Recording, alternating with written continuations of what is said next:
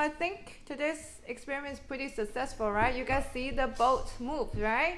Okay, you know why? Because when the boat was floats on the water, there's something called surface tension.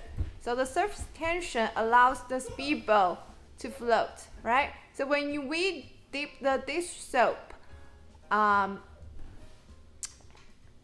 the back of the boat, the surface tension becomes weaker. So in front of the boat, the surface tension is stronger.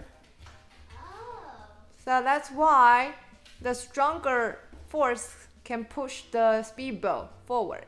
Okay? Now you understand this experiment? Yes.